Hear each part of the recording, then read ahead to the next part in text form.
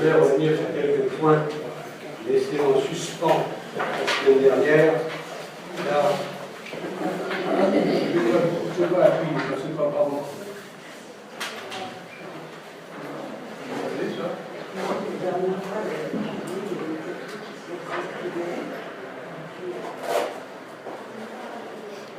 Je vais éteindre. Je vais rappuyer.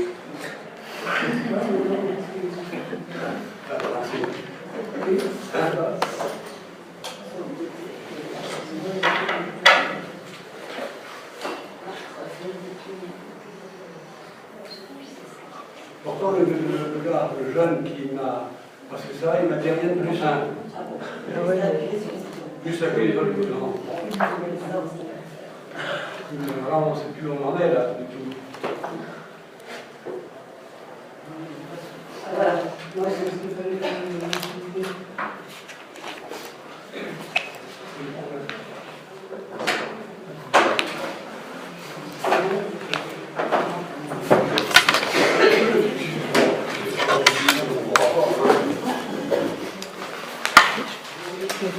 Pour une fois, je vais pouvoir pratiquer.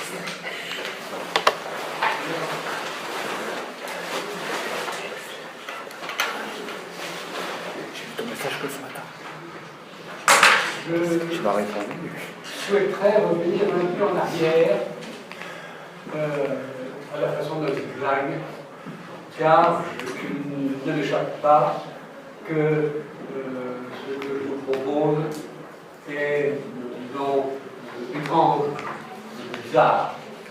On s'y attend au philo quand même. Bon, alors, en principe, il ne faut pas courir deux lièvres à la fois. Ça, c'est la régulation. Et ici, je suis obligé de m'occuper simultanément de ce par soi, qui n'est pas du tout une notion évidente, hein, pas du tout une notion évidente, puisqu'elle suppose qu'on a neutralisé le langage ordinaire et que les questions ne sont plus susceptibles de le concerner. Bon. Et par ailleurs, ce que j'ai appelé irréductible, qui me paraît préférable en tant que tel. En tant que tel, c'est un mot qui est consacré par Aristote, je le laisse.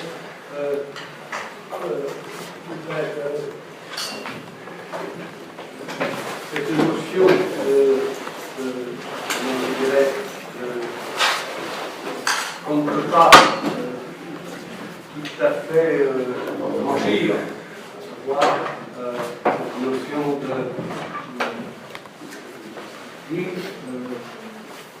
c'est difficile à nommer parce que ça n'a jamais été tout à fait nommé. Bon, je tourne autour, je finirai bien par trouver le mot qui convient. Bon, le par soi, c'est un mot qui est tout à fait contenu. Bon. L'irréductible, c'est ce qu'on ne peut pas réduire. Hein. Bon, je l'emprunte évidemment par coquetterie à Husserl, bon, par rapport à la notion de réduction. Et l'irréductible, c'est ce qui se refuse à l'analyse. Donc, il n'y a plus d'analyse possible. Bon. Alors,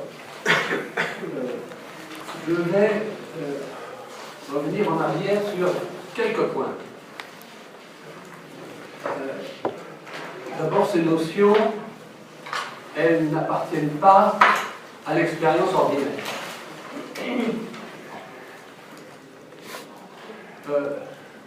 Par soi, appartient classiquement à la langue philosophique. L'irréductible, vous avez dû constater, et nous constatons, qu'il recule. C'est-à-dire qu'il y a de moins en moins d'irréductibles au fur et à mesure qu'on analyse davantage.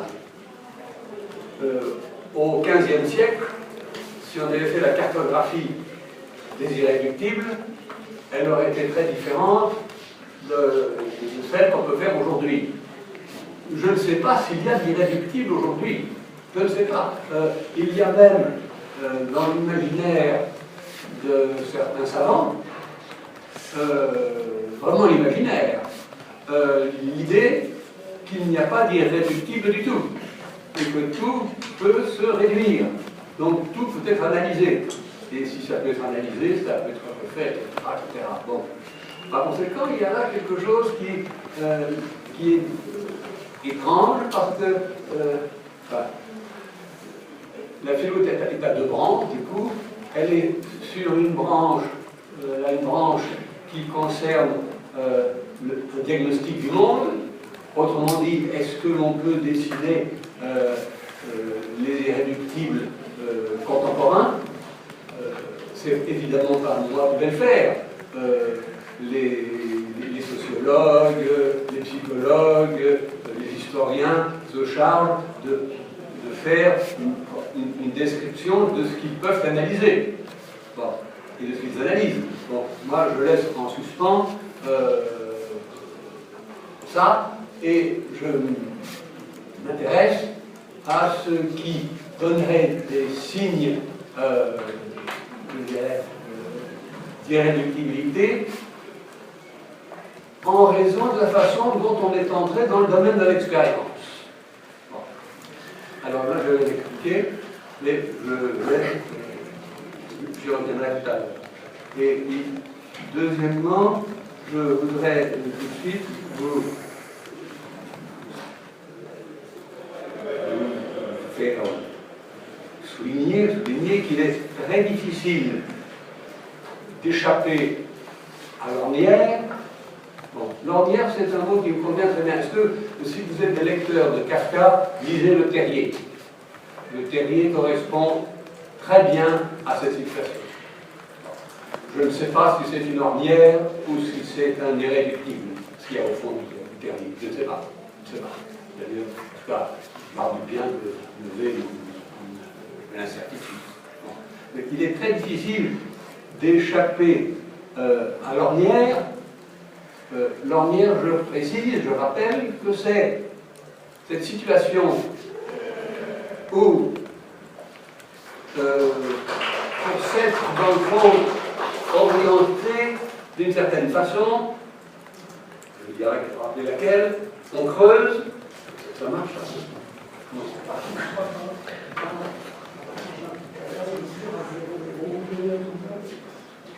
Il y a plein de boutons là.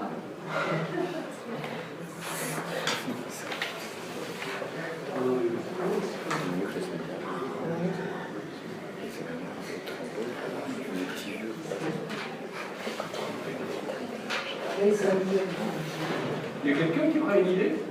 Moi, ça, je ne sais pas être difficile. Si. On va marquer ce truc-là. Il faut qu'il y ait le décompteur. Il faut qu'il y ait. On ne peut pas le décompter.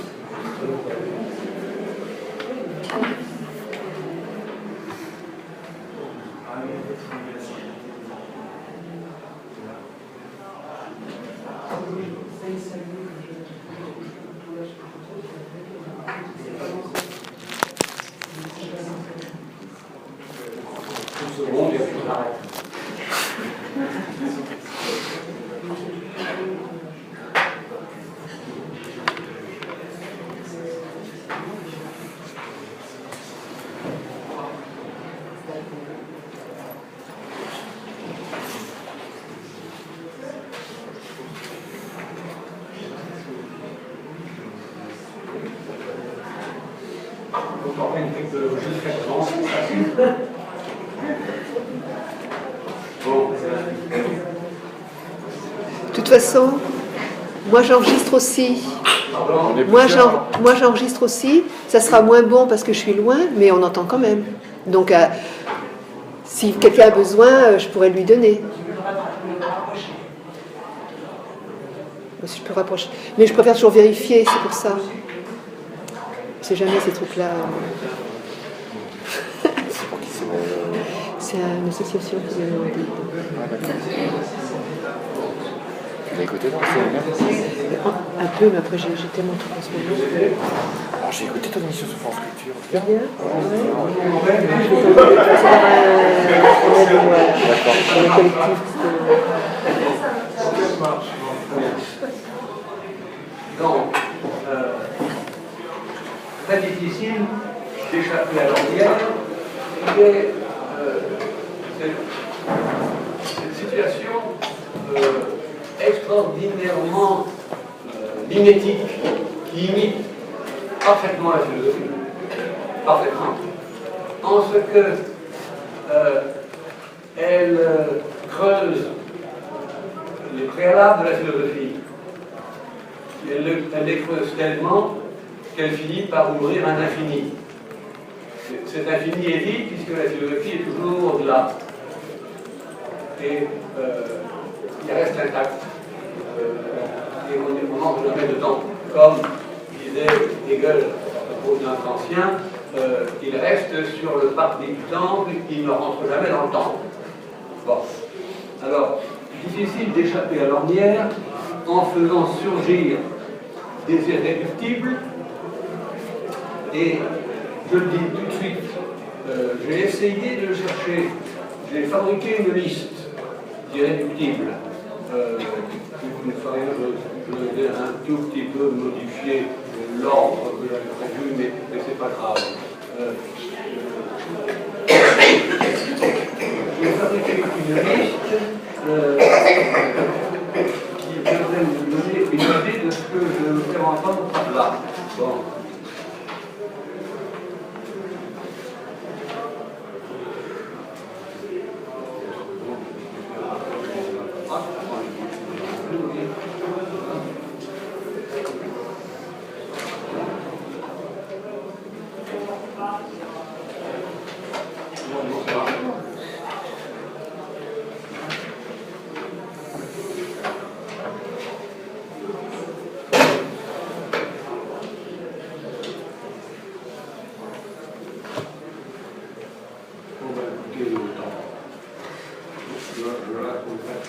Voilà.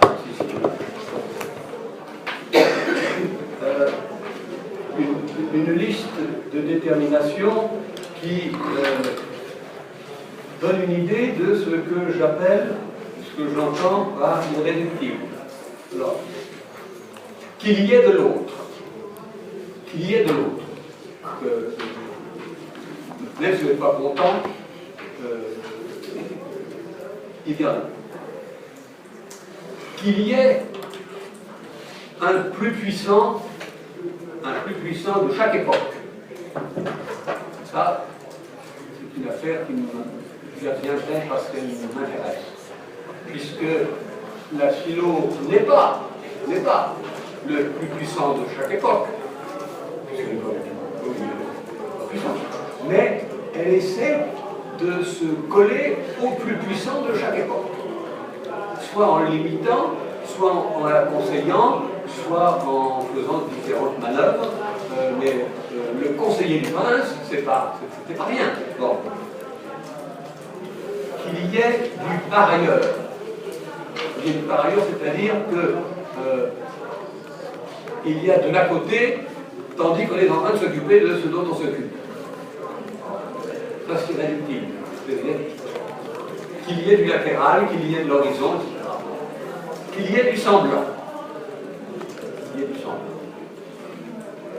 Qu'il y ait, alors là, c'est peut-être le point qui est pour moi le plus net, l'exemple le plus net, c'est qu'il y ait de l'art. Car l'art est irréductible, une œuvre d'art est irréductible à toutes les analyses que vous en ferez. Vous pourrez la mener très loin, l'analyse. C'est très intéressant. C'est pas que je dis qu'il ne faut pas analyser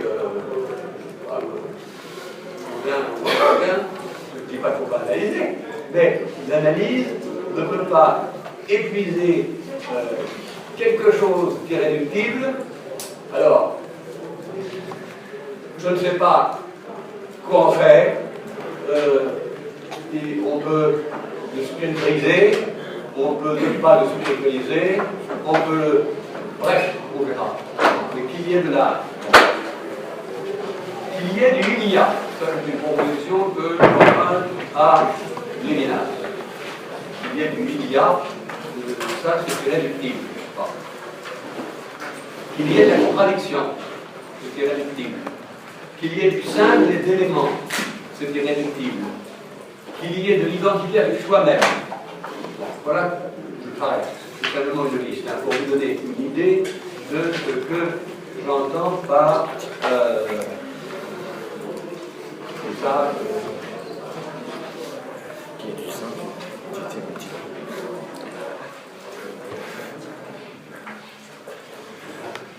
J'entends par ce corrélat, ça, parce que de ce côté, les machines gagnent. Enfin, elle est simple, celle-ci. Ah. Alors, maintenant, ici c'était pour entamer, maintenant, allons-y.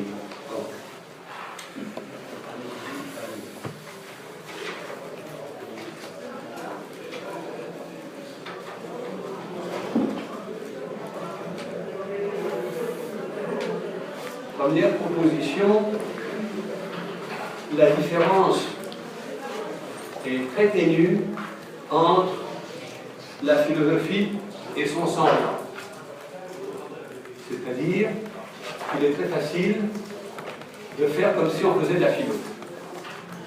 Il est plus difficile de faire semblant de faire de la mathématique.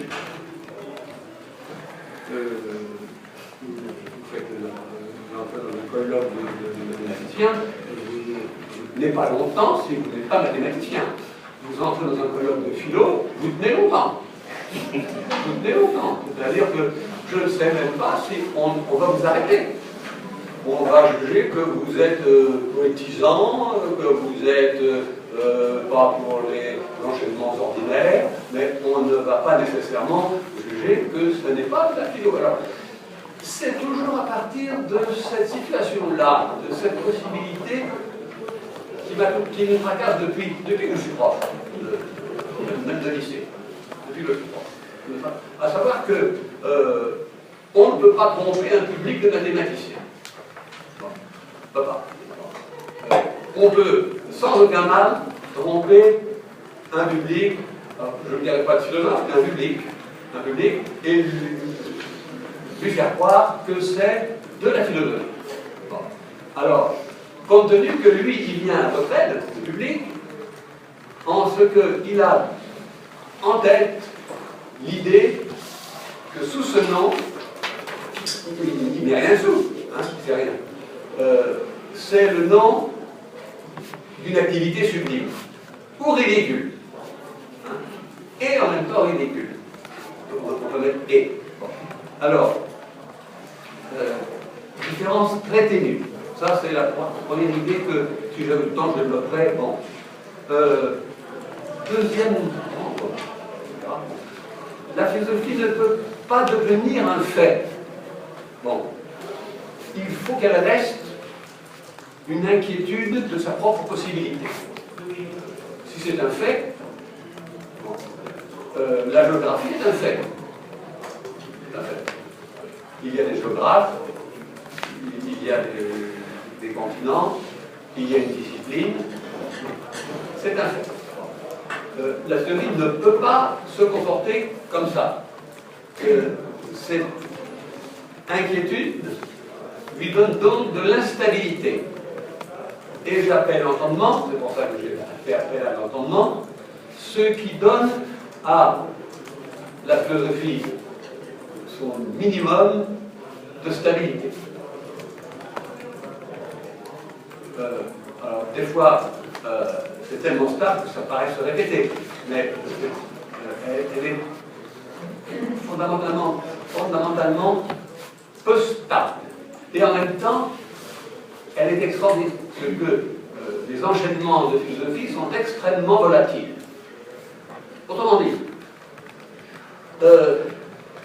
à la sortie du séminaire tout à l'heure, si on interrogeait chacun d'entre vous sur ce que j'ai raconté, je suis sûr qu'il y en a beaucoup, pas mal, qui seraient gênés sur l'objet dont il s'agit. Effectivement, vous n'auriez pas tort parce qu'il n'y a pas d'objet. Parce qu'il n'y a pas d'objet. Il y a un ensemble d'enchaînements qui sont volatiles. Ce qui n'est pas volatile, c'est la doctrine.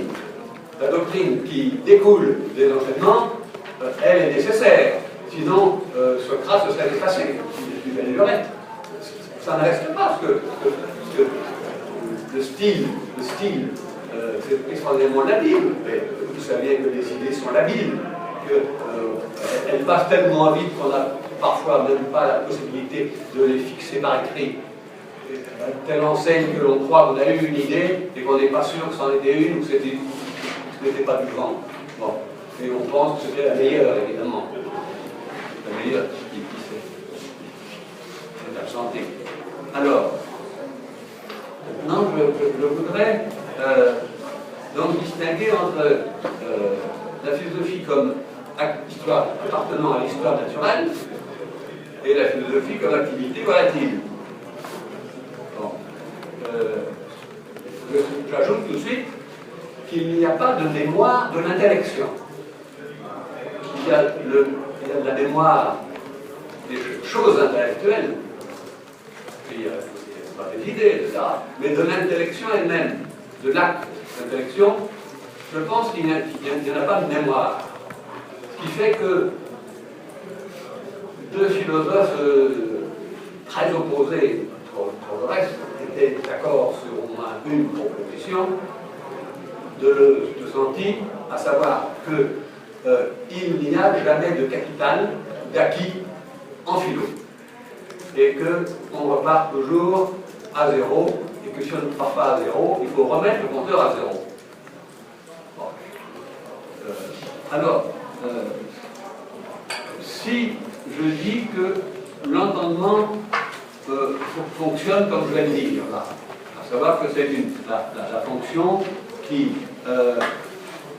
permet à l'écoute d'avoir lieu, de partager, d'avoir lieu, bon, et à chaque époque il y a une écoute qui n'est pas la même, bon, que c'est ce qui assure la stabilité, ça ne vient pas, que ça assure le partage, que ça constitue la pierre de touche, ça permet d'avoir la pierre de touche de ce qui est résistant, consistant et de ce qui n'est pas. Bon. Je décris une fonction de vivant. C'est de l'histoire naturelle, c'est de la physiologie, peut-être de la psycho, mais sûrement pas de la philo, parce que dogmatiquement et de toute façon subjective, il y a d'abord, quand je choisis l'entendement, un arbitraire, vous savez que au moins Hegel ne supportait pas l'arbitraire du thème. On va traiter des fleurs. Pourquoi des fleurs? Pourquoi pas d'autre chose? Bon, l'arbitraire. Bon. Il est impératif que la philosophie s'occupe de quelque chose qui est en rapport, je dirais, de nécessité avec elle-même. Bon. D'abord, il y a un arbitraire. Ensuite, on a perdu de vue que ce qui inquiète la philo et qui doit coïncider avec l'attente imaginaire qu'on en a. On a une attente imaginaire de la philo et ce qui est qualifié, ce qui doit être qualifié de philo ne peut pas être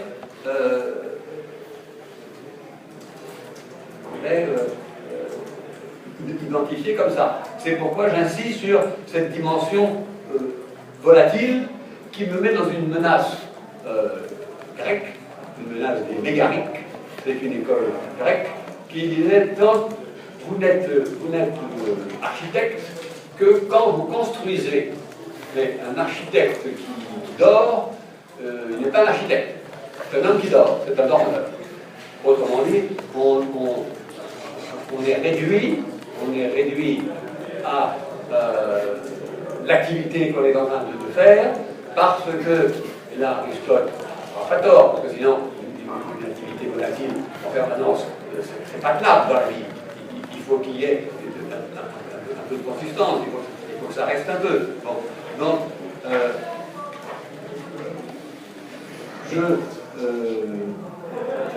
j'insiste sur le fait que, d'une part, il y a deux styles de mouvement dans mon affaire. Il y en a l'un qui est une remémoration, une répétition, une commémoration, je dirais même, que c'est bien ça la philo, par la remontée au fondement. Bon. C'est bien ça. Bon. Mais quand on n'a fait que ça, on n'a fait que répéter. Bon. La répétition est un grand motif. Hein. Bon. Mais il s'agit de remonter au fondement, remonter à la source, remonter au principe, remonter à l'origine, remonter ensuite descendre des principes. Bon. Hegel détestait les principes. Mais développer. Dans les principes, il y a peut-être le vrai, mais il n'est pas développé. Et ce qui n'est pas développé est avorté. Bon. Alors, ça, c'était le point que je voulais indiquer. Bon. Et que l'autre, bon, alors, le premier mouvement de remémoration à partir d'une procrastination, vous savez, on attend pour passer à autre chose. Et on attend pour passer à autre chose, c'est aussi une conséquence des éléates, ça. À savoir que on n'est jamais assuré que le lien que l'on fait entre deux points est assez sûr. Et par conséquent, il faut l'assurer.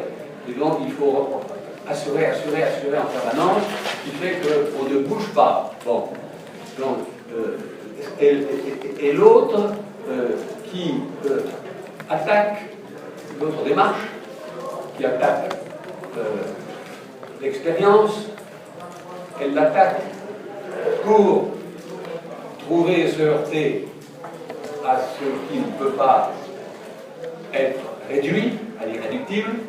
Elle l'attaque de façon paradoxale en entrant par, je dirais, les mauvaises entrées.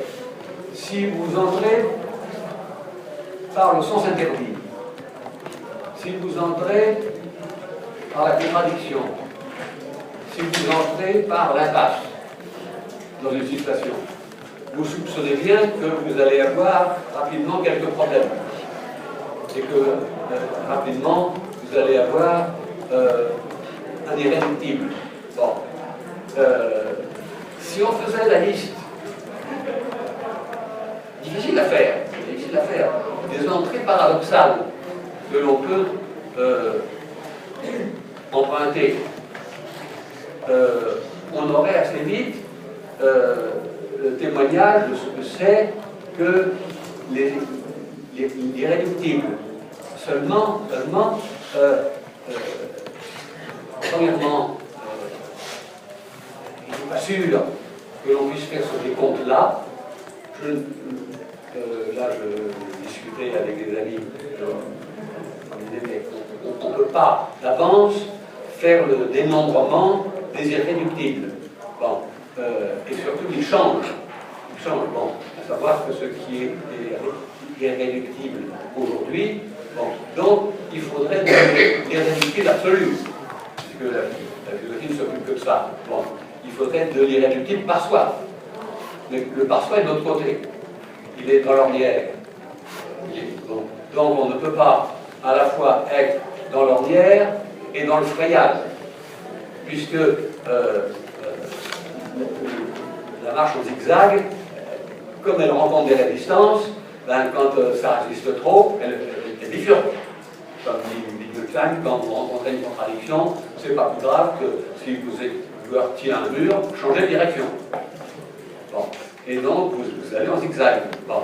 Ce qui serait évidemment, c'est la règle, c'est génie, évidemment, Hegel, c'est d'avoir superposé l'ornière et le frayage, ce qui fait qu'il ne rencontre jamais d'irréductible et il passe tout de suite, sans préalable et sans préambule, à la philo elle-même. Il est tout de suite dedans et il est tout de suite dans ce qui fait résistance, l'objet, et en même temps ce qui permet de, par la médiation, de passer à un autre objet. Et la configuration, elle sera circulaire. Bon. Vous comprenez bien qu'aujourd'hui, la configuration des irréductibles n'est pas circulaire. N'est pas circulaire. Bon. Alors, je poursuis et je... Bon. Un point qui m'importe, c'est que on ne peut pas faire de la philosophie directement. On ne peut pas en faire tout de suite comme ça. Bon. Je dirais immédiatement et en première ligne. Bon. Pour ça, il faut d'abord s'être préparé. Alors, il y a deux styles, conformément à l'ornière et au frayage. Il y a toutes les démarches de pré-philosophie, c'est-à-dire toutes celles qui rassemblent les conditions pour qu'il y ait philosophie. Comme ces conditions sont innombrables, à la préliminaire,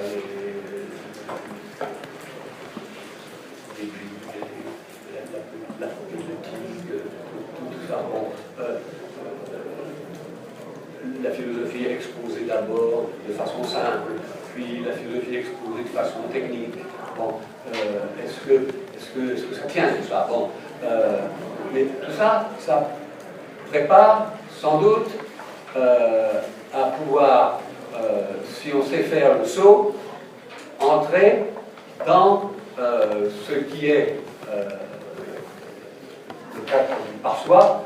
Il suffit, vous vous rappelez, de couper 4 angles et vous êtes en présence de lui, à savoir d'où ça vient, où ça va, quel est le garant et sur quoi ça repose.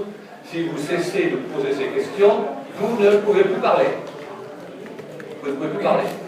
Car remarquez bien que toutes vos questions du langage ordinaire, elles viennent de, d'où ça vient, provenance, quoi c'est fait, de quel lieu, destination, usage, etc., qui me garantit que c'est vraiment authentique, et sur quoi ça repose tout ça,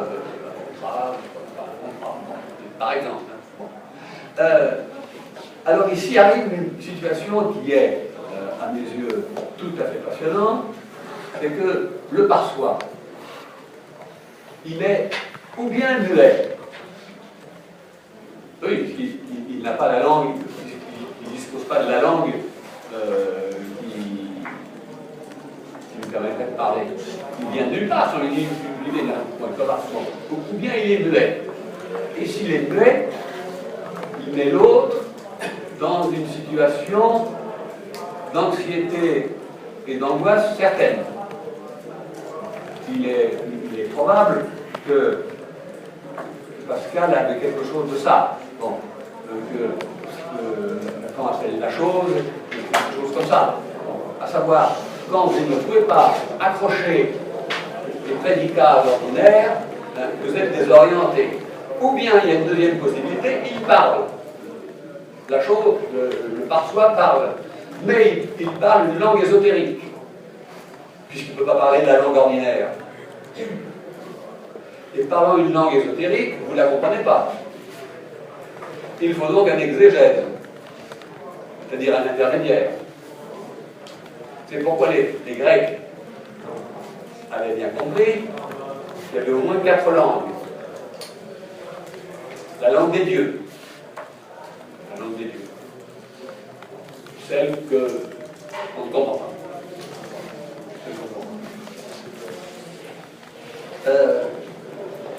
la langue gestuelle des devins et des devineresses, des prophétesses, une langue gestuelle.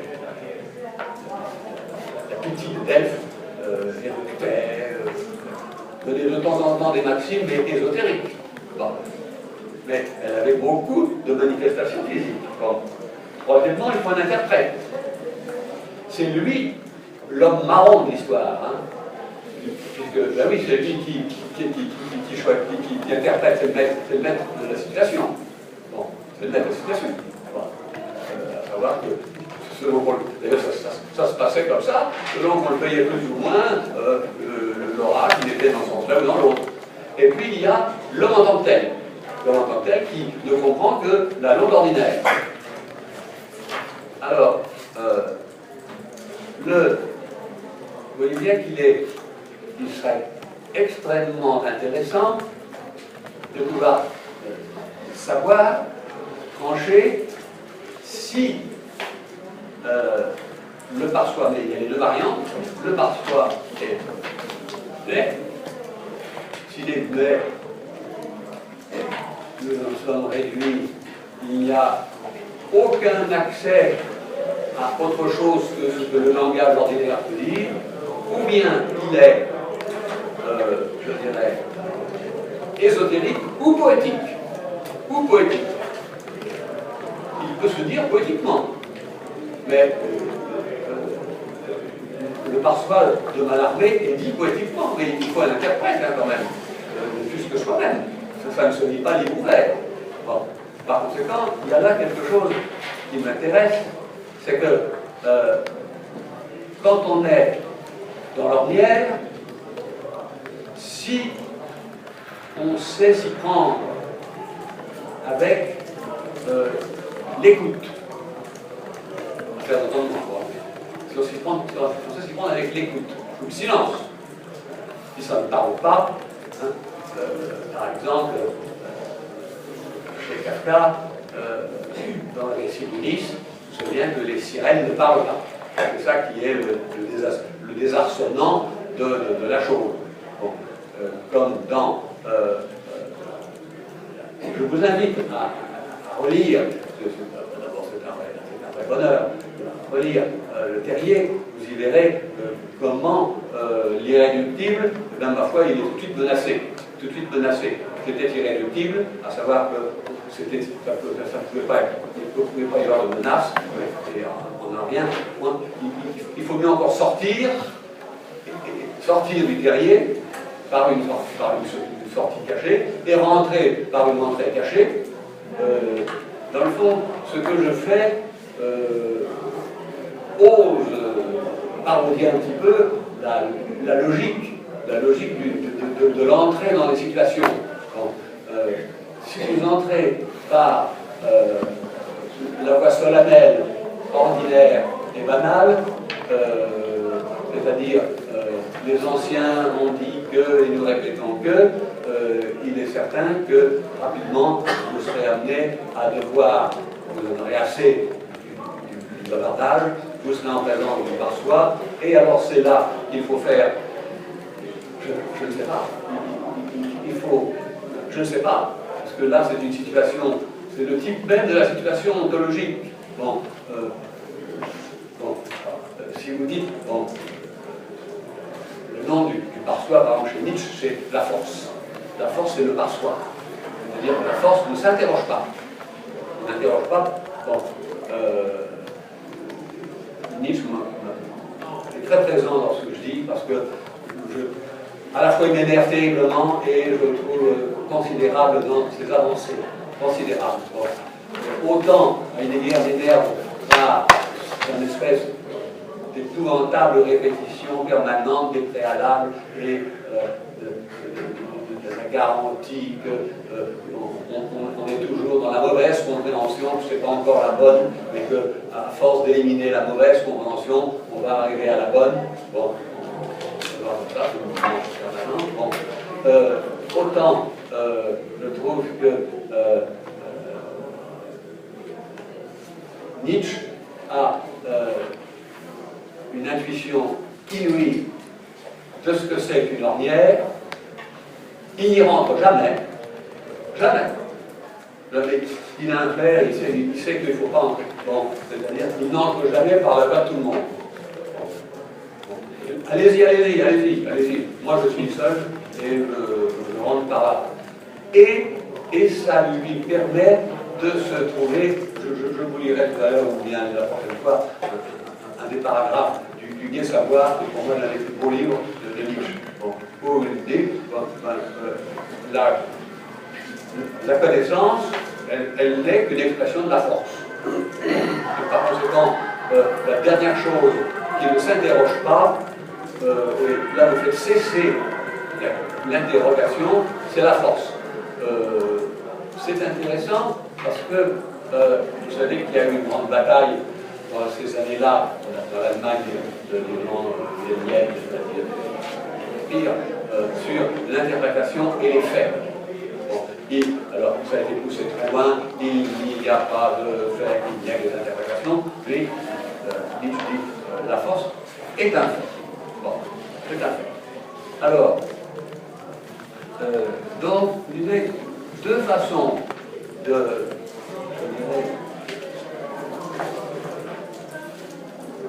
s'y prendre pour ne pas se faire de philosophie directe. Toute philosophie directe est en gros du baratin moralisateur ou spiritualiste. Ou idéologique. Bon. Toute philosophie directe.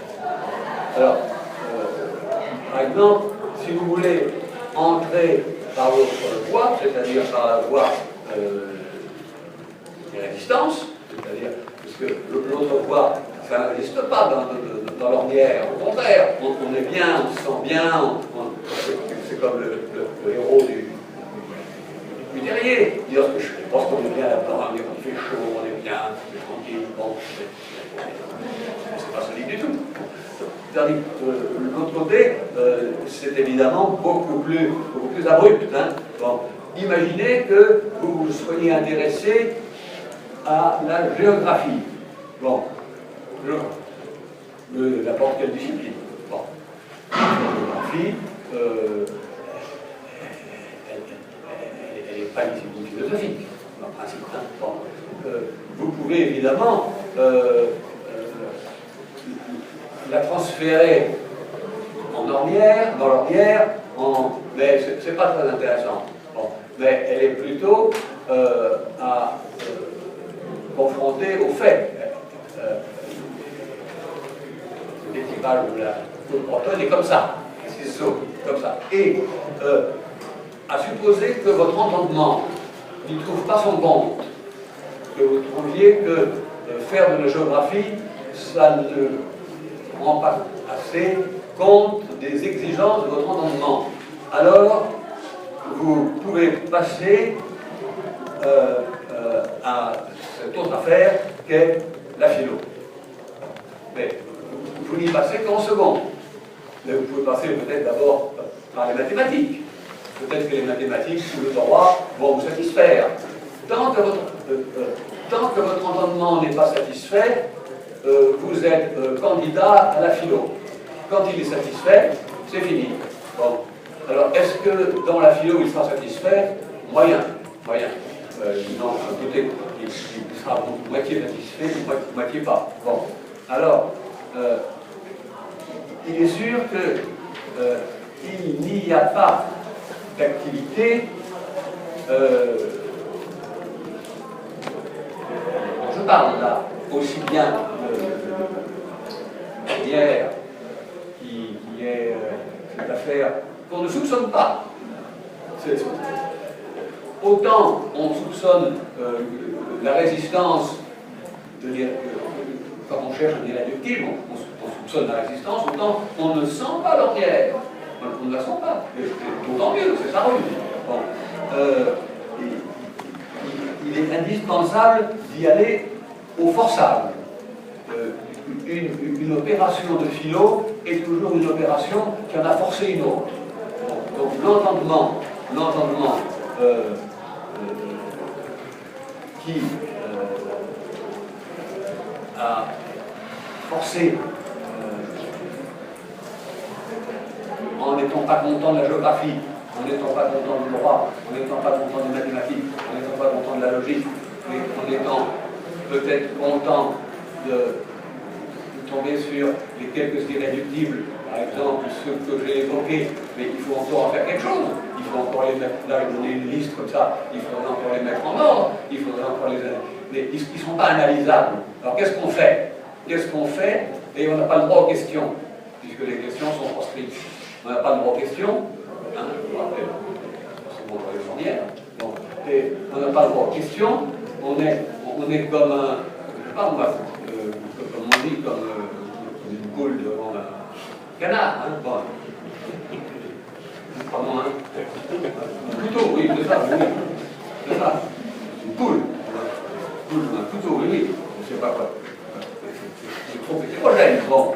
Mais cet hétérogène-là est intéressant. Bon. Alors, j'avance un peu. Peut-être y a-t-il dans l'esprit un bel ingénie, et Descartes a une expression formidable, qui pousse à l'hyperbole, qui pousse la pensée à l'hyperbole. Il n'est pas certain que ce soit même parfois si heureux que ça. C'est un fait que la pensée, l'entendement, l'imagination, la volonté subissent l'attraction d'un régime plus haut que le leur, plus haut que le régime fini qu'ils ont. Bon. Mais on n'a pas la moindre idée, on n'a pas la moindre image de ce que serait cet entendement plus puissant. Pas la moindre image. Bon, vous ne pouvez pas, notre entendement ne peut pas se donner l'image de l'entendement qu'il n'est pas. L'imagination ne peut pas se donner les images de l'imagination qu'elle n'est pas. La volonté ne peut pas se donner les actes de volonté qu'elle n'est pas. Bon. Alors, ce qui m'amène à dire que philosopher, ça oblige à tenir deux entendements ensemble. Deux entendements ensemble. L'un qui rassure interminablement sur c'est bien ça la philo. Ça c'est très important. C'est pas bon, mais on ne peut pas le faire, et puis dire c'est fini, sinon, puisque c'est volatile. Il faut le faire en continu. C'est ça qui est une sorte de vraie folie. C'est pourquoi on a besoin de doctrine. On tire à bout portant sur les doctrines. Mais s'il n'y avait pas de doctrine, on ne pourrait jamais lâcher une seconde. C'est un problème que pose Platon. Que deviennent les nombres quand on ne calcule plus? Où est-ce qu'ils vont? Qu'est-ce qu'ils deviennent? Qu'est-ce qu'ils font? C'est pourquoi il a été tenté de leur donner une réalité outre opérationnelle, c'est-à-dire en dehors de l'opération. Aristote répondant, il n'y a pas à se poser la question de savoir comment existent les nombres quand on est en dehors d'une opération. On en fait un usage opératoire, on ne pose pas la question qu'est-ce que c'est que 5. 5 c'est 2 plus 3. Et 2 plus 3, c'est pas une écriture, c'est une écriture, mais c'est une opération. Bon. Alors, je crois qu'il faudrait bien comprendre, c'est que mon projet, aujourd'hui je leur explique mon projet. Au milieu de l'année, je sais que les projets initiaux se perdent. Ils perdent parce que c'est comme ça. Bon, parce qu'on ne le voit plus, et que ça a l'air d'être devenu une chose normale, changer d'entendement comme changer de chemin. Bon, non, c'est pas du tout normal comme ça. Hein. Bon, alors, donc il y a deux entendements, l'un qui rassure et l'autre qui s'aventure à la rencontre de l'irréductible. Et j'ai bien peur qu'on ait beaucoup de difficultés sur l'irréductible. J'ai pas peur trop, je le perçois, encore que je sois dans la pleine hésitation pour savoir s'il est muet ou s'il parle. Je serais tenté de penser quand même qu'il n'est pas muet et qu'il parle poétiquement. Bon. Mais évidemment, vous ne pourrez absolument pas comprendre si vous faites appel aux différents pourquoi, aux différentes questions. Tandis que de l'irréductible, ou bien il n'y en a qu'un seul. Pour le moment, je n'en vois qu'un seul vrai. Peut-être que j'en verrai davantage. Je n'en vois qu'un seul vrai. C'est celui qui est constitué par une œuvre d'art. Une œuvre d'art est irréductible par rapport à son contexte historique, par rapport à son contexte de réalisation et par rapport aux matériaux qui ont servi à la genèse. Je me bataille régulièrement avec des amis sur le fait que la recherche du temps perdu, ce n'est pas la biographie de Marcel Proust. On va dire comme ça. Hein. Mais il y a quelque chose. Alors, je dis irréductible, c'est embêtant, parce que irréductible, ça introduit ce que Descartes n'aimait pas, c'est-à-dire une notion obscure. Bon, c'est pas une idée claire, ça, une notion obscure. La part, bon, vous pouvez analyser très loin, puisqu'il y a une exposition Velázquez, il y a quelque chose qui échappera. Alors, on dit généralement, c'est parce que le langage n'y parvient pas. Je ne suis pas sûr que ce soit simplement que le langage ne parvienne pas à dire c'est irréductible. Je pense qu'il est de structure dans la chose même. Le reste est irréductible, hein. D'ailleurs on le voit bien. Les arbres sont réductibles, on fait des planches. Bon, le réductible pour les rues, bon, mais l'irréductible beaucoup moins. Bon, en dehors de l'art, je ne vois pas vraiment d'irréductible strict. Bon, je vois qu'il peut être déplacé et que chaque époque peut définir une configuration de ces irréductibles. Bon, alors, une bonne question de philo, pour ne pas qu'il y ait l'ambiguïté, une bonne affaire de philo, Outre sa bizarrerie, qui est obligée pour provoquer, pour secouer. Si c'est pas un peu bizarre, si c'est pas un petit peu tordu, ça renforce le déjà su. Bon, c'est pas la peine de renforcer le déjà su, je le sais. Bon. C'est l'affaire de philo, c'est un biface, on dit un biface, et ce ne sont pas deux questions à coller, mais une seule question à deux faces. L'une concerne les obsessionnels, qui se demandent si c'est toujours bien ça, s'ils sont toujours en train de faire ce qu'ils pensent faire. Bon, si un mathématicien était obsessionnel comme ça, il n'avancerait jamais. Il fait confiance au fait qu'il est dans une discipline, etc. Bon, et donc, on entrave la productivité. Et deuxièmement, ceux qui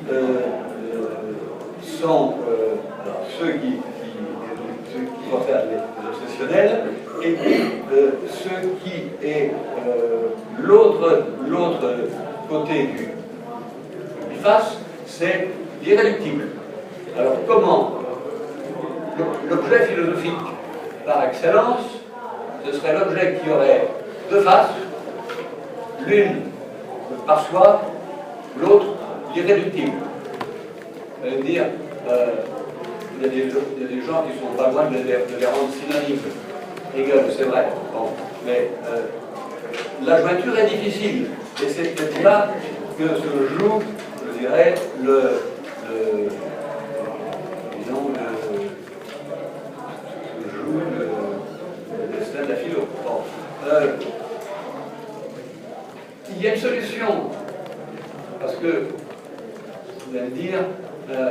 entre ces deux chemins, puisque la métaphore du chemin est classique, entre ces deux chemins, il y a peut-être un zigzag possible. Mais on pourrait zigzaguer de l'ornière au frayage. Pour ça, il faut invoquer un saut. Sauter. Ça touche. Sauter, hein, le saut. Bon. Le saut est une grande ressource philosophique chez Kierkegaard, chez Heidegger. Elle est en principe, il n'y en a pas chez les dialecticiens, en principe il n'y en a pas chez Spinoza, mais je ne suis pas certain qu'il n'y ait pas parfois des sauts inaperçus. Le saut, c'est l'énergie pure. Chez Nietzsche, il y a des sauts. Hein, il y a plein de sauts chez Nietzsche. Plein de sauts. Alors, le saut, il n'est pas à interroger. Il n'y a pas de question. Il est à effectuer. Il est important dans tout traitement philosophique, du théorétique et de l'action, de ne pas confondre ceux qui relèvent de phrases qu'il est normal de formuler et de phrases sur l'action qu'il ne faut pas dire, mais qu'il faut faire la chose. Ça vient, ça, l'origine de ça, on peut dire, le syllogisme pratique d'Aristote. Le syllogisme pratique, c'est que la conclusion du syllogisme, c'est l'action elle-même. J'ai faim. C'est pas un vrai syllogisme, vous allez comprendre. J'ai faim, je bois du pain, pas besoin de faire une troisième phrase. Hein, je ne vais pas faire une troisième phrase. Hein, vous mangez. Hein. Bon, eh bien, ça, c'est très important. Toutes les phrases qui concernent l'action ont le caractère en commun de la retarder. Ça retarde l'action. Bon. Alors, avançons un peu et je reviens un tout petit peu sur le régime d'hyperbole. Je me demande si l'attraction hyperbolique qui attire les différentes fonctions vers un régime supérieur, voire l'invisible par exemple, voire l'invisible, c'est un forçage ça, ne réside pas au fond dans le désir lui-même dont la nature est de n'avoir jamais l'objet adéquat qui lui convient. Il n'a jamais. Je ne vais pas employer le mot infini parce qu'il est un peu. J'ai un ami mathématicien, il n'est pas là aujourd'hui, je peux en profiter, mais quand il est là, je ne vais pas me lancer sur l'infini parce qu'il m'a dit c'est ce qui est le plus difficile en mathématiques, alors je ne sais pas. Bon, mais il y a quelque chose dans le forçage, l'hypertrophie du régime, l'hyperbole des actes, l'amplification des domaines, qui est à la fois sublime et qui est le révélateur de quelque chose comme une maladie de la pensée. Et là, je rejoindrai Nietzsche, à savoir que lui, bon, la connaissance provient d'une maladie mal guérie. Et que si vous étiez bien guéri de cette maladie, mais on ne sait pas pour laquelle, hein, c'est la maladie de la vie, vous seriez passé par-dessus la connaissance, vous auriez fait le saut, et vous seriez passé tout de suite à la création, vous seriez passé à la forme. Autrement dit, il y a un stade qu'il aurait fallu s'épargner, qui est le stade que la philo ne s'est pas épargné du tout, qui est précisément la connaissance. Parce que la vie a manqué d'énergie pour passer directement de sa puissance à sa réalisation. Et je pense que les anglo-saxons, qui travaillent toujours à la déflation n'ont pas tort, à la déflation de l'hyperbole, mais ils n'insistent pas assez sur le fait que nous devons à Nietzsche quand même, nous devons à Nietzsche cette idée que dorénavant,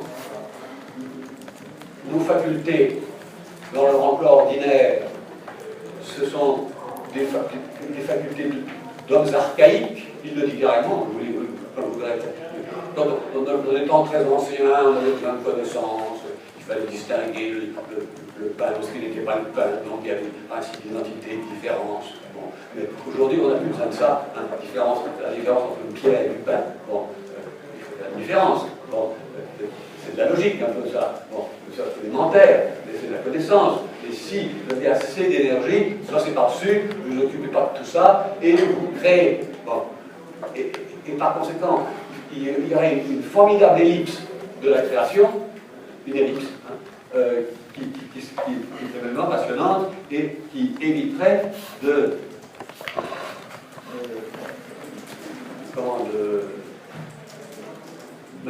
d'avoir ce problème du saut, bon, puisqu'il est interne, il n'est pas en supplément, il est interne à la vie.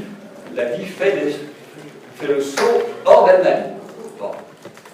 Et voilà. Alors, ce forçage, je suis obligé de le rapporter, de le rattacher à une affaire qui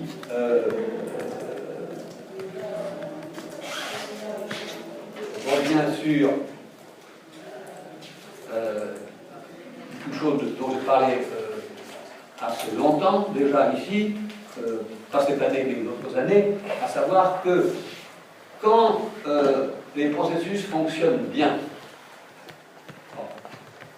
c'est-à-dire quand ils fonctionnent au rendement, ou quand ils fonctionnent sans panne, ou quand ils fonctionnent, je dirais, selon le rythme. Bon, selon le rythme. Par exemple, la cosmologie des anciens matérialistes, en ce que la philosophie n'est pas un discours sur le rythme harmonieux des corps célestes, mais c'est le mouvement harmonieux des corps célestes qui est la philosophie elle-même. Il n'y a pas besoin de laïus. Pas besoin de laïus. Donc, il y a une étape de la philosophie qui peut se passer de langage. Et je crois, là je fais une hypothèse, j'avance, que les sophistes, ce sont des rusés qui ont substitué au corps réel les mots et ont accrédité que les mots valaient le corps et que ça instaurait deux lignes de philosophie, une ligne qui sera matérialiste au sens où c'est pas qu'elle parle de la matière, c'est pas ça, elle parle pas de la matière, c'est la matière qui philosophe, qui est l'activité philosophante dans ce qu'elle fait, dans ses mouvements. Et ça, on a du mal à comprendre parce qu'on est habitué à l'idée que philosopher, c'est toujours faire marcher des énoncés qui s'enchaînent à propos d'eux. Et moi, j'ai la conviction que l'authentique matérialisme, c'est non pas les propositions sur les luttes, mais les luttes elles-mêmes. C'est les luttes elles-mêmes qui sont matérialistes, et pas les laïus. Bon, comme ce ne sont pas les discours sur le rythme des planètes qui est la cosmographie. C'est le rythme lui-même qui l'est. Bon. On a beaucoup de mal à accorder au corps physique, cette puissance de procéder. Bon. Alors, quand il y a précisément je dirais, un problème de fonctionnement, une panne, une crise, bon, un arrêt, un blocage, bon, un gêneur qui vient du désordre. Bon, à ce moment-là, se pose une question, pourquoi ça ne marche plus?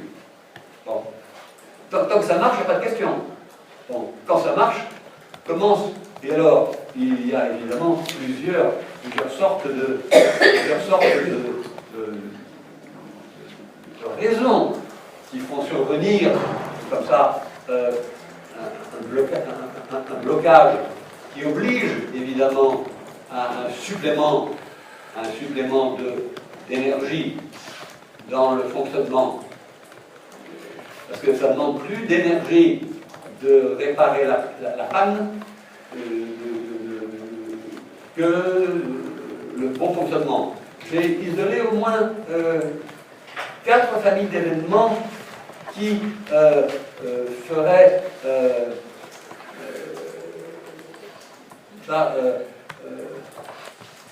le fonctionnement serait mis en suspens.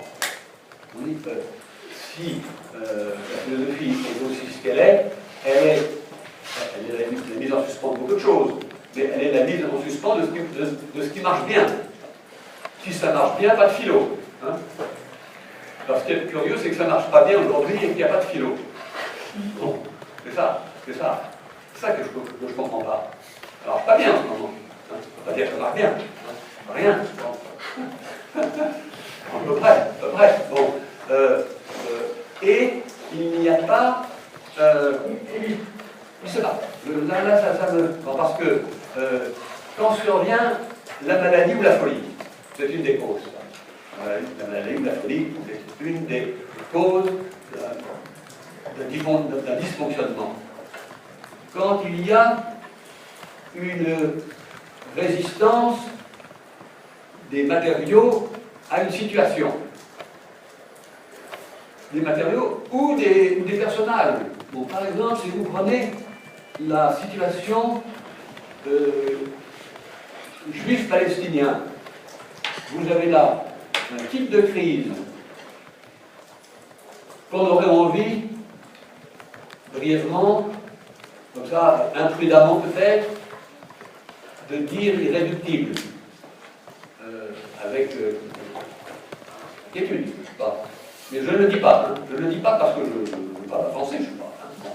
Mais, autrement dit, il y a une chose qui est certaine, c'est que ça oblige cette résistance des matériaux à se plier à une situation, ça cause un dysfonctionnement. Troisièmement, il y a une chose qui est curieuse, c'est que une appartenance à un parti, à une école, à une église, à une secte, ce que vous voulez, une appartenance où il faut parler, vous oblige à parler une autre langue que la vôtre. Et vous oblige à faire parler les autres dans cette autre langue. Donc, c'est une autre langue qui est évidemment une langue de bois. Bon, évidemment une langue de bois, et une langue que vous n'avez pas le droit de qualifier sacrée, bon, mais c'est pas ça mon problème. L'appartenance oblige à parler comme les autres. Bon. Tandis que si vous n'appartenez pas, vous parlez comme vous-même, évidemment, mais on va dire que c'est vous qui êtes le fou. Bon. Évidemment, on va retrouver la chose. Bon. Je comprends bien. Mais il y a une... je crois qu'on n'a pas assez insisté en philosophie sur le fait que l'appartenance à la langue qu'on ne parle pas. Je ne parle pas d'une langue étrangère qu'on apprend, hein. Je parle d'une langue du français, mais qui n'est pas votre français. Bon. Qui est un français qui vous est imposé, non pas comme langue maternelle, mais comme langue idéologique. Bon. oblige à un dysfonctionnement de votre pensée. Quand vous avez parlé pendant 10 ans une langue de bois, votre tête, elle ne marche plus très bien, vous savez. Elle ne marche plus très bien. Bon. Vous savez que j'ai une anecdote, mais elle est drôle.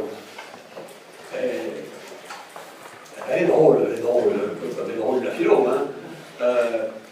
Vous tenez langue de bois pour, je le tiens, ça, d'un monsieur qui était très sérieux. Je n'ai pas pu vérifier, mais je le tiens, tant que ça n'a pas été contredit, pour vrai. Langue de bois, vous le tenez pour négatif. Une chose négative. Bon. C'était un énoncé de Staline, la langue de bois. C'est-à-dire une langue qui ne se laisse pas entraîner ni déraper par l'attraction des objections. Quand vous êtes dans un congrès, je sais si ça parlait, hein. Bon, si ça parle, bon, l'attraction des autres peut vous faire dévier. Et dans un sens ou dans un autre. Donc Staline disait, ayez une langue de bois. C'est-à-dire qui ne peut pas dévier. Et ça a vraiment marché, ça. Et vous voyez bien que, d'un sens qui était positif, c'est devenu quelque chose qui nous donne le sentiment que c'est plus quelqu'un qui parle, mais un membre d'une organisation. Bon, membre d'une organisation. Or, être membre d'une organisation, est-ce que c'est être encore un sujet? Je ne sais pas. Hein, c'est une question qui mériterait d'être posée. Est-ce qu'on peut être un sujet et membre d'une organisation où il faut déposer beaucoup de sa subjectivité? Bon, alors, continuons un petit peu. Une affaire de philosophie. Une affaire de philosophie est, quand elle est authentique, elle est intermédiaire. Je veux dire qu'elle n'est jamais globale. Par exemple, la question « qu'est-ce que l'être ?» c'est une question strictement creuse. Bon, qu'est-ce que Dieu? C'est pas la peine de vous engager là-dedans. Vous pouvez, mais vous êtes sûr de vous égarer. Qu'est-ce que l'univers? Bon, hein, qu'est-ce que le tout? Bon, autrement dit, toutes les questions globales qui ont l'air philosophiques vous entraînent dans une impasse. Bon. Et jamais non plus strictement un détail, c'est-à-dire simplement ce qui serait le plus proche d'un élément. Je suis en train de... Vous n'avez pas lu, pourtant il est ancien, le livre de Daniel Arras sur l'histoire du détail, bon, l'importance du détail. C'est un très beau livre. Bon. Et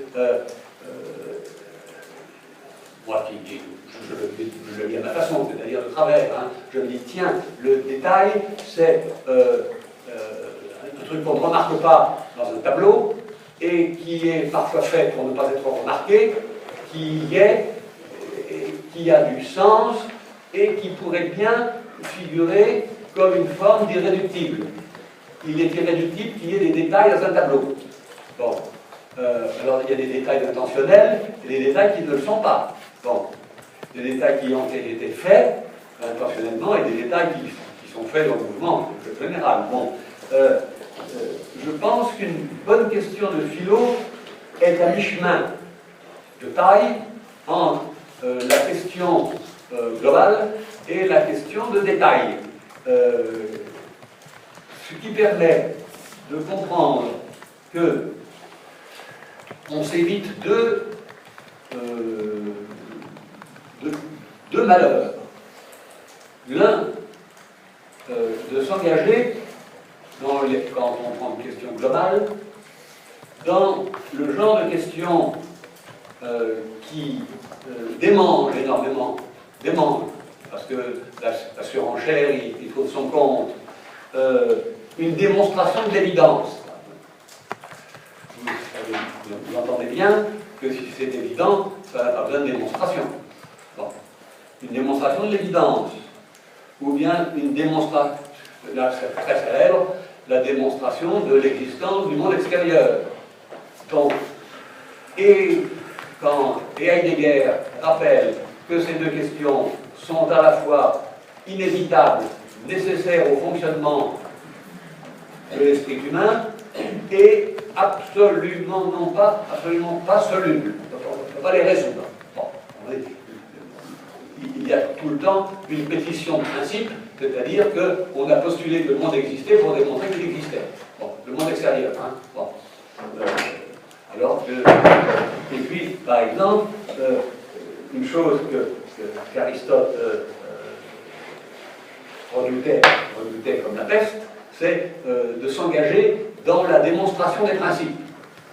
Parce que dans la démonstration pour démontrer des principes, il faut des principes. Donc, vous allez vous engager dans une régression à l'infini, et c'est perdu. Bon. Et vous vous retrouvez là, dans l'ornière. Bon. Alors, la deuxième chose qu'on s'évite en ayant toujours une question qui est à double face, une question de philo est à double face, changer d'entendement c'est à double face, on garde notre entendement et il y en a un autre, et en même temps il y a une affaire qui est je ne trouve pas de mot, c'est une affaire que j'appelle intermédiaire, c'est-à-dire qui n'est ni maximale ni minimale, mais qui est suffisamment... vous savez, Bergson avait comprendre sur les images de Bergson. Bergson disait il faut ajuster un livre à l'importance du thème dont il est question. Si vous faites 3 pages sur l'univers, c'est ridicule. Si vous faites 300 pages sur un brin d'herbe, c'est ridicule. Avant d'entreprendre un livre, il faut ajuster la taille du discursif à la taille de l'objet. C'était un classique, Bergson, hein. C'était un classique. Mais on voit bien que c'est une affaire qui se pose quand on voit des encyclopédies. Des encyclopédies, on se dit, mon Dieu, comment peuvent-elles tout englober? Bon, on sait bien que c'est pas possible. Bon, alors ensuite, évidemment, il y a une troisième série une nouvelle série de questions qui est il n'y a pas de raison de vouloir changer d'entendement comme ça. D'où ça vient cette idée? D'où ça vient cette idée? Bon. Ce changement n'est pas un changement de fait, c'est le désir de disposer d'un entendement plus puissant qui est issu d'un certain forçage et qui ne vous laisse pas en paix. Autrement dit, ce qui m'a étonné, c'est que il y a des tourmentés et des paisibles en philosophie. Des tourmentés et des paisibles. Par exemple, Spinoza est impaisible. Bon, il se fâche aux politiques, mais quand il fait du spéculatif, il est paisible parce que son par-soi, il parle. Mais il parle moré géométrico. Il a trouvé l'astuce de lui faire parler une langue non ésotérique et pas non plus la langue vulgaire. C'est génial ça. C'est le seul philosophe que je connaisse qui procède moré géométrico, à la façon des géomètres. Bon. Et là, il est paisible, très paisible. Bon. Il y a quelqu'un qui est paisible aussi, pas le jeune, mais le vieux Hegel. Le vieux Hegel est paisible parce que le jeune Hegel était inquiet parce qu'il n'y avait pas la médiation, c'est-à-dire qu'il y avait le fini à l'infini. et il n'arrivait pas à réduire ça. Ou bien il mettait l'infini dans l'infini, ou bien l'infini dans l'infini, mais ça n'allait pas, ça. Et il a fallu qu'il invente la médiation, c'est son invention.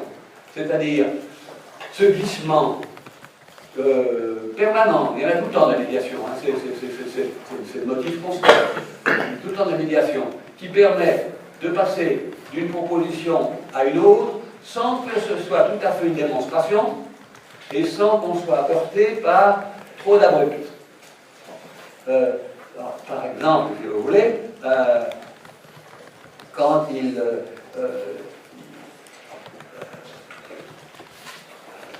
l'une des dernières propositions de la philosophie de l'esprit, c'est l'absolu et sujet. Bon. L'absolu et sujet, l'absolu c'est un autre nom que le nom que lui donne au par soi. Le sujet, c'est le mouvement de la négativité, la source du mouvement de la négativité, c'est-à-dire ce qui est là parce que c'est fini, parce que c'est du fini, n'est pas digne de demeurer. Et donc, il doit céder sa place. Bon. Le sujet aussi, d'ailleurs, qui est fini. Bon. Et à cet égard, quand il a eu inventé, c'est pas le mot, quand il a eu l'idée de la médiation, il a compris que par glissement, il pouvait passer sans trop de heurts de ce qui est l'ornière au frayal. C'est-à-dire, on va revenir à un peu, vous avez compris. Bon. Alors, encore, bon, en principe, hein, on m'a demandé d'arrêter à 8h30 tapant. Bon. Parce que, donc, il y aura peut-être un petit peu 5 minutes de plus, hein, mais. Alors, la vie de l'entendement est clivée hein, entre deux exercices. Un exercice de fait et le pressentiment d'un régime idéal. Je donne l'exemple, parce que c'est beaucoup plus simple. L'exercice de fait, c'est que l'entendement doit assurer une harmonisation de l'écoute. Il faut que tout le monde puisse comprendre à peu près s'il est de la même tribu, s'il est de la même langue, il faut qu'il puisse. Bon. Deuxième propriété de l'entendement, il faut qu'il assure un minimum de stabilité de l'état de choses.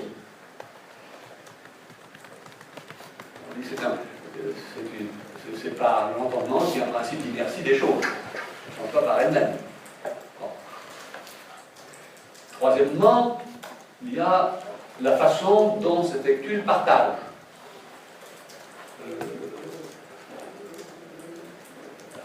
Mille façons de partager.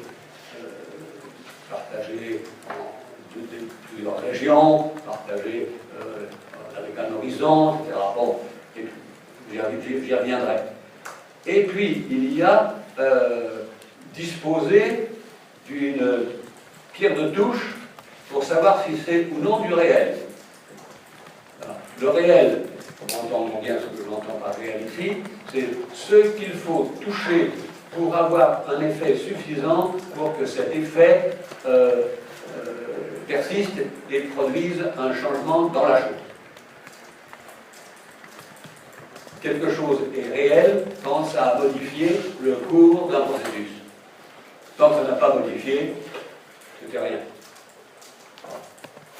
Alors, maintenant, le pressentiment du régime idéal, c'est qu'au lieu qu'il y ait une écoute partagée,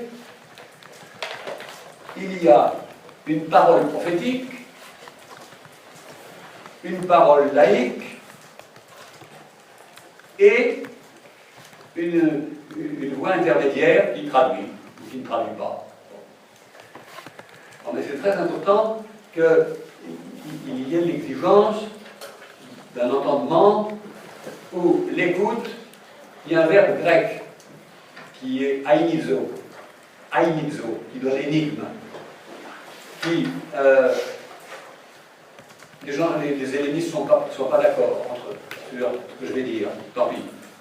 L'un d'eux, Nabj, dit que le verbe aino veut dire que quand on parle dans une assemblée, on parle à deux, je dirais, publics simultanément.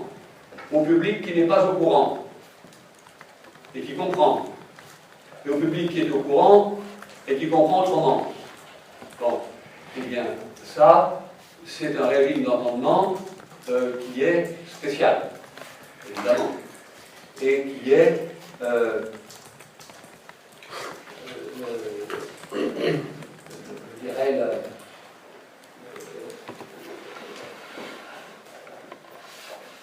c'est rare les prophètes, c'est rare, on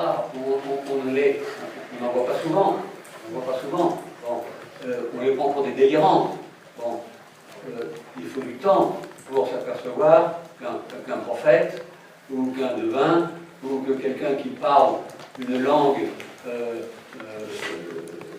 qui n'est pas immédiatement sensée, une langue qui est porteuse d'avenir.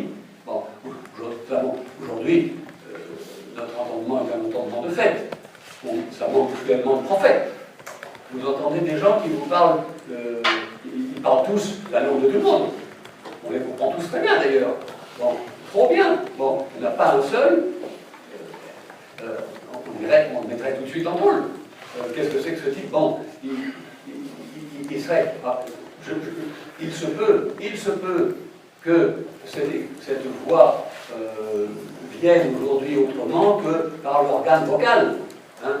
Une voix peut venir par les réseaux, etc. Bon, je ne dis pas ça. Bon.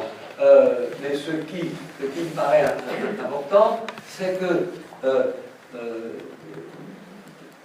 il n'y a jamais eu l'idée d'une écoute homogène. Peut-être simplement, disons, quelques brefs instants de la Révolution française, bon, où les mots étaient homogènes, c'est-à-dire avec la même valeur pour tous. Et encore, j'en doute. Mais à chaque époque, l'écoute, elle est diversifiée. Elle est selon qu'elle est pour quelques-uns, pour tous. Bon. Troisièmement, il y a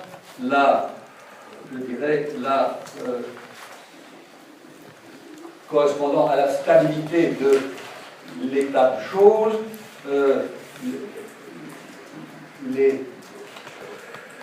la variance des mouvements merveilleux. Autrement dit,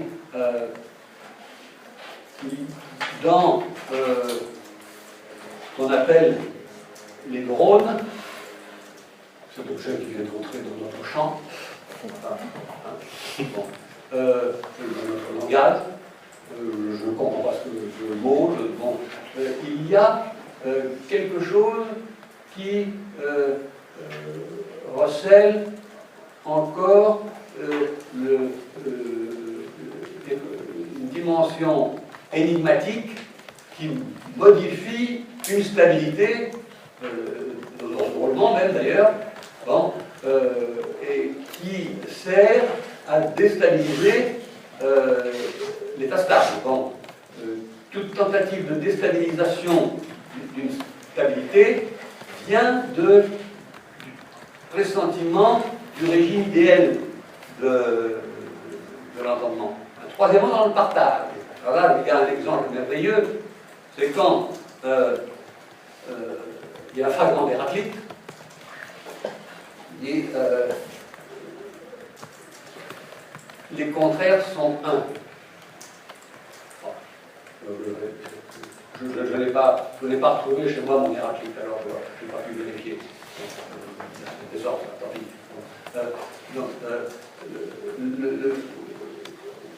Les contraires sont un, c'est évidemment un partage très spécial, ça, puisque si vous avez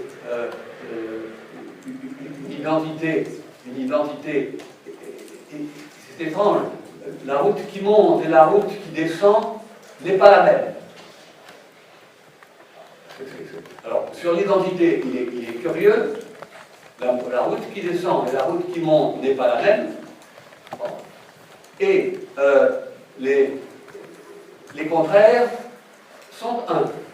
Ils font qu'un. Et puis il y a un dernier, je vais très vite là, je ne pose pas, bon, je le ferai un peu.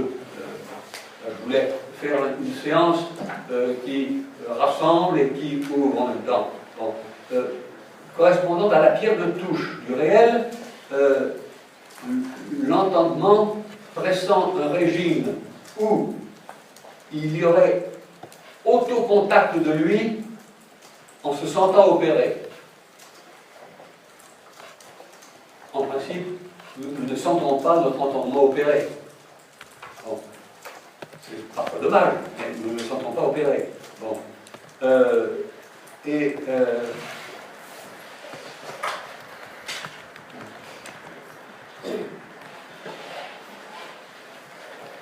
Alors, écoutez, je vais peut-être m'arrêter, puisqu'il est 8h30.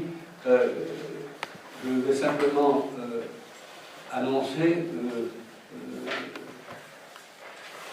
que si ce que je reprendrai la semaine prochaine, peut-être autrement, la philosophie prise en l'obsession de la monstration constante de son identité, c'est fou ça, hein? C'est folle.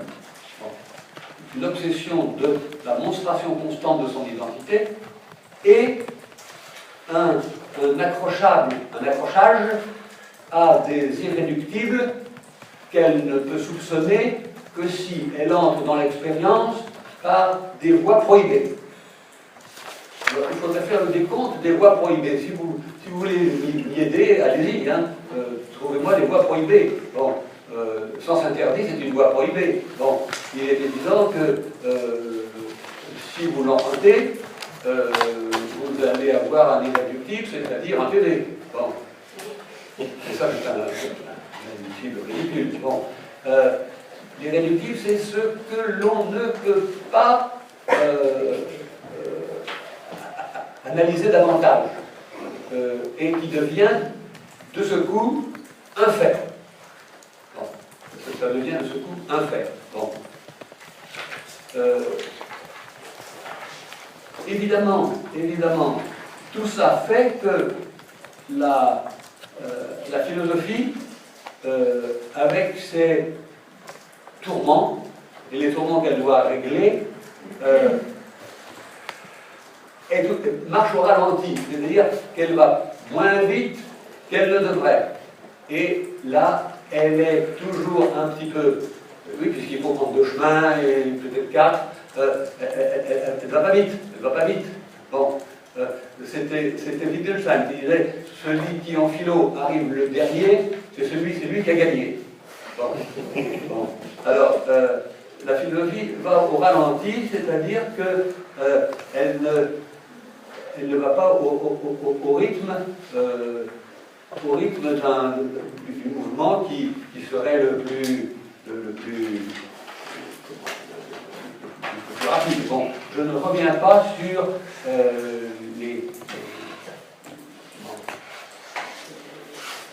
la liste. Je ne suis pas content, vous savez, que ce soit une liste, hein. Pas content que ce soit une liste, les irréductibles. Et pourtant, ça ne peut commencer que comme ça. Elle est ouverte. Il y en a qui ne sont pas là, il y en a qui sont sûrement malvenus, qui n'ont pas leur place, et il faut inventer la configuration. On me dit en ce moment, il y a une configuration qui intéresse beaucoup de monde, beaucoup de gens, c'est le seuil. Il y a beaucoup de gens sur le seuil. Le seuil de la pauvreté, le seuil du franchissement de la couche d'ozone, du trou dans la couche d'ozone, le franchissement de pas mal de seuils. Bon, j'avais fait une liste aussi. Bon, le seuil, c'est évidemment une configuration intéressante, mais si tout le monde est sur le seuil, qu'est-ce qui va se passer? Bon, c'est ça, on ne peut pas. Bon, il faudrait bon, et j'ai l'impression que c'est quand même la configuration la plus probable. Nous sommes sur le seuil, qui dit seuil, dit qu'on va changer de région et qu'il va falloir absolument changer intégralement d'habitude. Bon, il y a un très beau texte de De Santi sur le seuil, c'est fait dans le cadre d'une référence à la Corse. Bon, il analyse comment quelqu'un vient chez lui quand il est môme et qu'il a un fusil comme tout Corse et qu'il dépose le fusil à l'entrée avant de franchir le seuil pour signifier qu'il vient, mais pas avec des intentions belliqueuses. Bon, alors, De Santi s'était beaucoup occupé du seuil. Bon, et je trouve que c'est une notion évidemment assez évanescente, et en ce sens-là, elle me plaît, donc assez labile, bon, assez volatile, et qui permet de comprendre qu'on pourrait peut-être mettre toutes ces notions sur le seuil, à condition évidemment de donner, pour moi je ne peux pas m'empêcher de donner le primat à ce que c'est qu'une œuvre d'art, qui est exemplairement pour moi irréductible à son contexte. Bon, vous pourrez faire ce que vous voudrez, une œuvre d'art ne se réduit pas. Bon. Alors, il faudrait analyser qu'est-ce qui ne se réduit pas. Bon. Et puis, je finis en disant, je commencerai par là la semaine prochaine, les 4 tâches qui nous attendent pour essayer de changer d'entendement.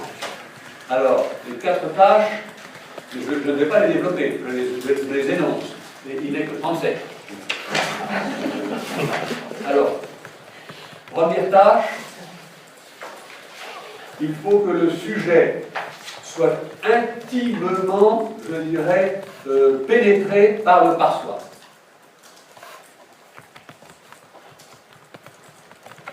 Bon, le par-soi, c'est pas un bloc de granit sur une route qu'on rencontre, hein.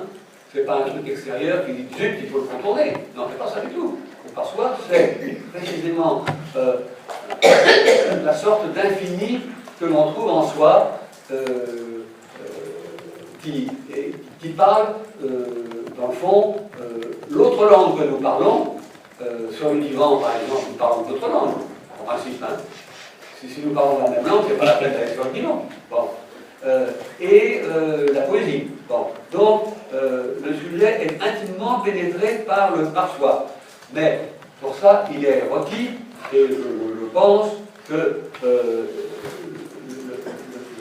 le par-soi parle. Le par-soi parle. Bon. S'il est muet, le monde est très inquiétant.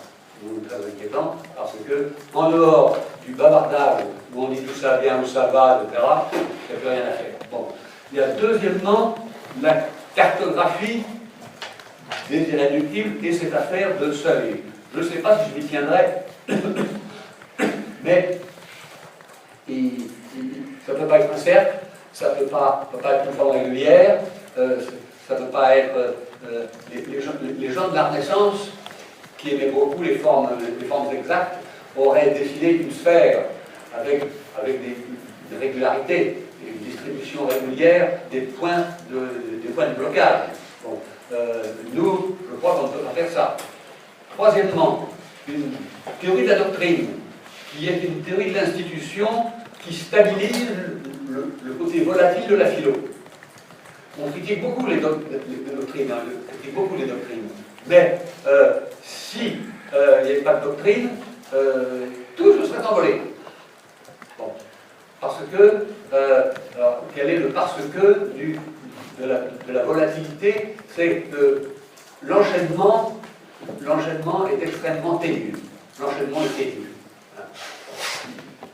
En philo, je crois, on peut dire ça, autant il est solide en géométrie, autant qu'en philo, il est extrêmement ténu. Et enfin, le dernier point, et puis je m'arrête, il faut établir, si on est philosophe, qu'on appartient à une généalogie. On ne peut pas s'instituer philosophe tout seul, en disant je suis philosophe. Mais il faut exhiber et montrer qu'on appartient à deux lignes, à deux familles, Kénos et des familles. Hein. Alors, la famille de ceux pour qui le vrai, l'essentiel s'énonce dans des propositions, et la famille pour qui l'essentiel, l'important, le décisif est à comprendre au vol, intuitivement, sans qu'on le dise. Ça, c'est moins facile, évidemment. Je crois que, par exemple, Nietzsche, il se veut tout le temps seul. Je suis le seul de mon espèce, je suis le seul de mon type. Mais il n'empêche qu'il dit « ô mes disciples ». Ô mes disciples. C'est-à-dire qu'en même temps qu'il se veut seul, il veut être le premier d'une lignée de nouveaux philosophes qui vont faire de la philo une opération, et je termine vraiment là-dessus, de transgression, c'est-à-dire que si vous voulez passer outre l'irréductible, il faut transgresser, c'est-à-dire oser sauter de la vie aux créations, je dirais, quelles qu'elles soient, même si ces créations vous paraissent ou aberrantes, ou scandaleuses, ou monstrueuses, ou redoutables. Donc, la vie est innocente, hein. La vie est innocente et elle crée des formes. Bon. Et la transgression passera par là. Bon, voilà pour aujourd'hui. Hein. Il est 42 quand même. Bon.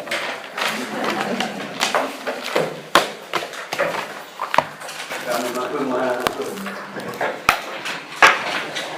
Évidemment, s'il y a des points qui vous échappent, ou qui vous paraissent doubleux, ou vous n'êtes pas d'accord, hein, parlez.